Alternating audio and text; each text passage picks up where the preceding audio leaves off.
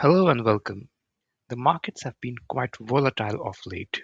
There was already some uncertainty regarding markets being overvalued, and the recent crisis in West Asia has only amplified the uncertainty levels. One sector that has been on a downward spiral for the past few months and continues to do so is technology. We could pick the past 6 months' data for any of the technology stocks, and more often than not, it will be in red. Hence, I felt this is probably a good time to review and compare technology-focused covered call ETFs. We will be comparing the 7 tickers you see on the screen. For this comparison, I have chosen at least one technology-focused ETF from the major covered call ETF providers in Canada, which include Global X, Evolve, Hamilton, Harvest, and Purpose. I'm excluding single stock ETFs because in those, the risk is concentrated on a single holding. All these ETFs hold multiple stocks, and some of them also hold stocks from sectors other than technology. But even then, the vast majority of their portfolio comprises technology stocks. Here are the criteria across which we will be comparing these ETFs. We will begin with the basic details, which includes yield percentages, amount of leverage used, investing style, whether it is index-based or actively managed, number of holdings, and options writing coverage. In the second part, we will take a look at the total returns. It will be broken down in terms of capital gains and income paid out. Here we will also include the QQQ ETF, which is the most popular NASDAQ index ETF, to see if any of these covered call ETFs were able to beat the benchmark. The common inception date for all these funds is September 11, 2025, so we get a 6 months window to compare their return. Normally, this would be considered quite short, but given the fact that the past 6 months have been quite bearish for the technology sector, it gives us a perfect opportunity to see how resilient these ETFs have been to the market downturn. Also, there is a common notion that covered call ETFs tend to outperform their underlying holdings in a bearish market. So we will get to see if that has actually been true over the past 6 months for these ETFs. To start off, we will be comparing all these ETFs based on their yield percentages. As we can see, simply based on yield percentage, Biggie is the best performer. It is currently yielding almost 40%, which is about 10% more than the next best performer, HHIS. But yield does not equal total return, and the way Biggie is actually structured makes it quite riskier than the other ETFs on this list, as you will see in the next column, where we take a look at the amount of leverage used. We can see that Biggie also uses the highest amount of leverage at 33%. All other ETFs are using a 25% leverage, whereas QQQY from Evolve, quite interestingly, is not using any leverage at all and still generating a yield of 15%. In the next column, we will take a look at investment style, which in my opinion is quite an important metric. This helps us understand if the fund has a passive approach for choosing its holdings or if they are being updated based on the manager's discretion. As we can see on the screen, 4 out of the 7 ETFs are being actively managed, which means that the holdings within these ETFs could be updated by their respective managers anytime based on how they feel about a given market. I am personally not a big fan of this approach because there is ample evidence that in the long term, the index style of investing, which happens to be a passive style as well, ends up being more profitable. The 3 ETFs which are using the index style are actually using 3 different indexes. So QQCL is using the classic NASDAQ index, which includes all the 100 stocks. QQQY is using a modified version of the NASDAQ index, which is only focusing on the technology sector and holds about 45 stocks, whereas QDay is using a proprietary index created by Hamilton themselves, which tracks the largest companies on the US market in the technology sector. Later on, when we do a comparison of total returns, we will come back to see if the index style has performed better or worse than the actively managed style. In the next column, we see the number of stocks held within each ETF. Once again, Biggie stands out, this time for having the lowest number of holdings, even though it is using the highest leverage. YMAG and QMAX are not far behind, with 13 and 15 holdings respectively. These three ETFs are definitely concentrated in fewer companies, making them heavily dependent on the performance of those companies. Another ETF that stands out in this column is QDay, where I have specified 25 plus 100 as the number of holdings. This is because it holds two separate ETFs, each with its own list of holdings. These ETFs are QMVP and QQQM. Now, QQQM tracks the NASDAQ index, and so it actually holds all the stocks held within QMVP. But the way QDay ETF is structured is that the covered call writing is done only on QQQM, so the stocks held within QMVP are basically behaving like a regular growth ETF rather than a covered call ETF. So I thought when I am listing its holdings, it is important to make that distinction that those 25 stocks are basically like a growth ETF, whereas the 100 stocks within QQQM are the ones where the covered call writing is happening. This also results in an advantage for QDay when we look at our final metric, which is options writing coverage. QDay is the only ETF which has an options writing coverage of 20% of its total holdings. All other ETFs have options written on up to 50% of their total holdings. This means that the vast majority of the ETF's holdings are available to capture capital gains whenever the market moves up. To be fair with the other ETFs on this list, 50% options writing coverage is the upper limit, so it is possible that depending on the market conditions, they may write options on less than 50% of the total holdings. However, that still leaves us at the mercy of the management's decision-making ability, whereas with QDay, the options writing coverage is minimized through its structure while at the same time maintaining a high yield of over 20%. Now that we understand how each of these ETFs is structured, let us take a look at the total returns over the past 6 months. This will give us a complete understanding of which ETF structure is more resilient during a market downturn, especially because the past 6 months have been bearish for the technology sector.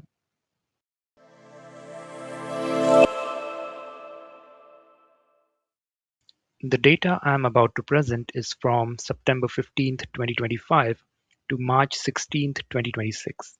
As mentioned earlier, the most recent common trading date for all 7 of these ETFs is September 11, 2025.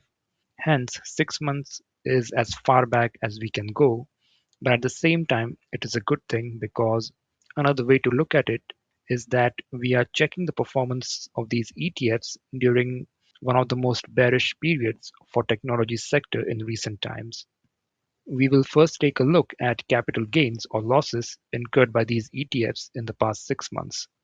As we can see, all covered call ETFs lost value as far as their capital value is concerned.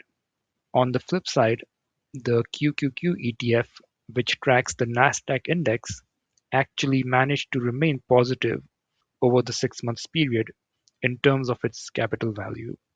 Not surprisingly, the worst performer is Biggie, which uses a 33% leverage and only has 11 holdings. QQCL and QQQY at the top are the only two ETFs on the list that have lost less than 5% of their capital value over the same time period. Both these ETFs also happen to have the highest number of holdings among the ETFs on this list, with 100 holdings in QQCL and 45 in QQQY. So another way to look at these numbers is that the more holdings these ETFs have, the less likely is the chance of them losing capital value, especially in a bearish market. But let us not be too critical just yet, and let us see if the income paid out helps these ETFs balance out or even turn around their capital losses. So here we have the income paid out percentage as well as the total return percentage for all the ETFs. And there is definitely some improvement in the total return column. In the capital gains column, we have 7 reds and 1 green, whereas in the total return column, we now have 4 reds and 4 greens. So definitely for 3 of these covered call ETFs, the income paid out has actually helped them provide a positive total return. But let us take a look at the ones which are still in red and see what went wrong with them. It is no surprise that these 4 ETFs have underperformed. If we go back to the previous table, we can see that all 4 of them have the lowest number of holdings. At the same time, they are also using leverage. Not to mention, all of them hold the Mag 7 stocks as well as stocks with Bitcoin exposure. These stocks tend to outperform the broader market during bullish periods, so it is no surprise that during a bearish market they are underperforming. In truth, comparing these stocks with the QQQ ETF is not exactly an apples to apples comparison. But that is also the main reason why this difference needs to be highlighted, because there is a common misconception that ETFs like BIGI and HHIS are an alternative to the NASDAQ index, which is not exactly the case. These are primarily technology-focused ETFs with a very high concentration in only the top companies in the NASDAQ index. So they are likely to outperform during a bullish market, but will also underperform during a bearish market.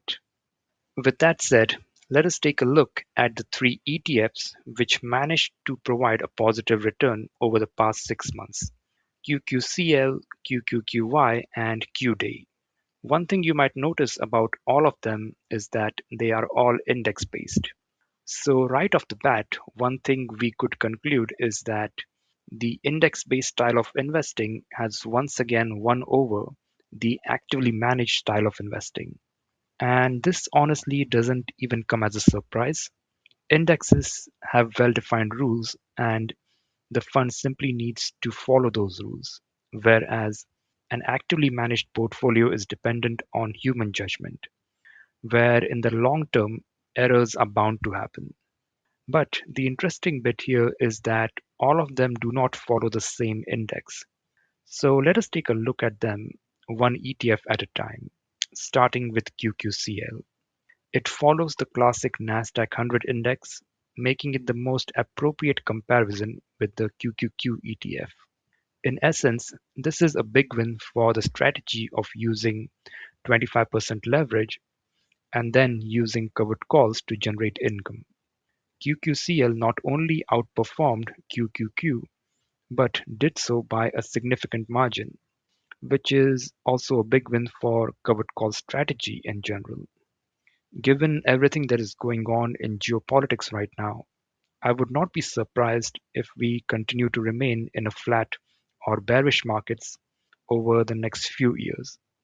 This could end up being a good news for covered call ETFs overall because it means that there will be high volatility but not much capital gains, giving covered call ETFs the opportunity to capture higher premiums while not losing out on any of the capital upside.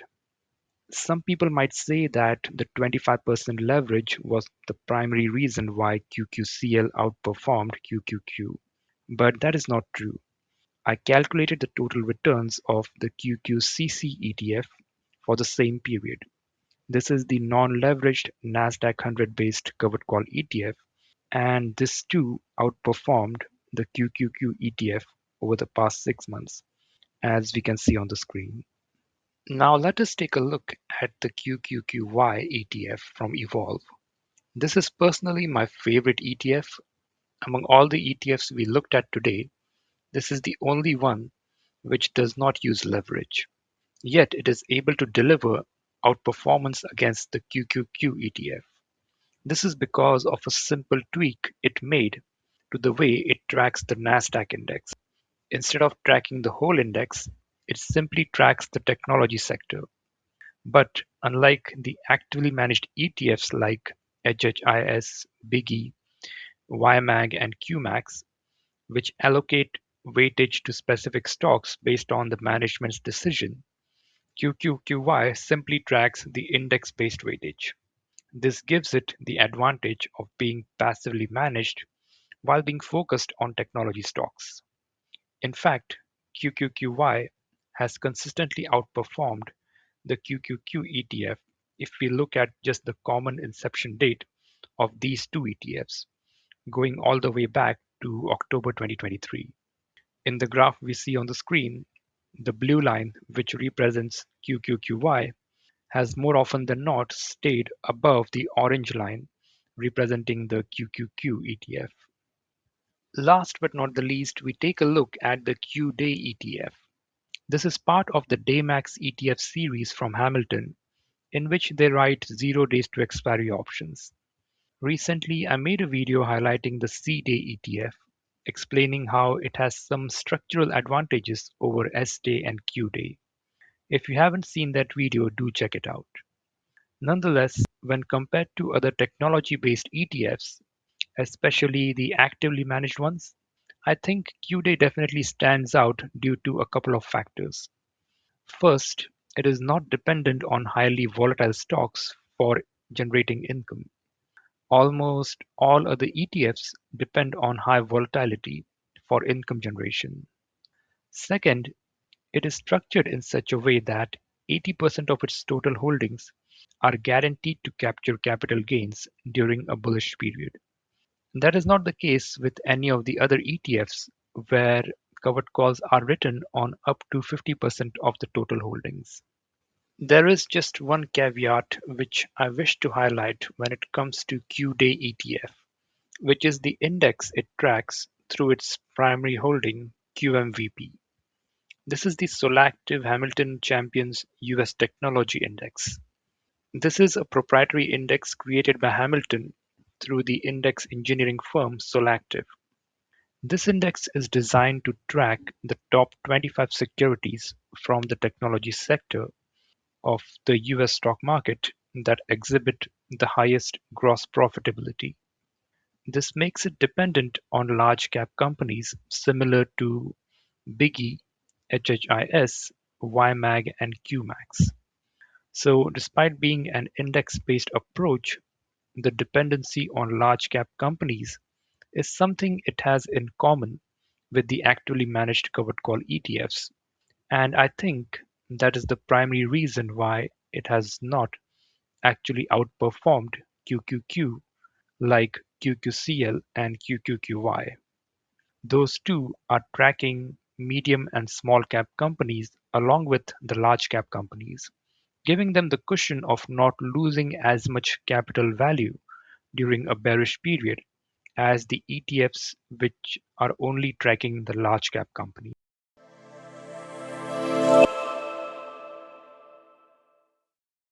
In conclusion, we could say that the index-based style of managing a portfolio has once again proven superior to the actively managed style. But we should not write off these bottom four ETFs completely. Even the worst performer among them, Biggie, despite a 10% negative return, has performed better than what I expected. Also because we have been in such a prolonged bearish period for the technology sector, the amount of downside remaining might be very low. This in turn means that these ETFs, which hold large cap technology companies, might end up outperforming the broader market. So it is highly possible that we might see a reversal of rankings over the next 6 months if the markets turn bullish. On the other hand, if you believe that the markets will continue to be bearish, then the index-based covered call ETFs definitely seem to be the better investment for total return. Which among these ETFs represents a better opportunity depends on what the market will do moving forward. And unfortunately, nobody could predict that with complete precision. Nonetheless, the top two ETFs, in my opinion, represent the safest investment within the technology covered call space. Even when we do a long-term comparison with the QQQ ETF going back all the way to October 2023, we can see that both these ETFs have consistently outperformed the NASDAQ index. And with that, we come to the end of this video. Let me know which of these ETFs you hold or are planning to add to your portfolio. As always, the information in this video is based on my research, represents my opinion, and does not count as investment advice. Make sure to do your own due diligence before making any investment decisions. If you found some value in this video, don't forget to like, share, and subscribe. Thanks for watching. I will see you all in the next one.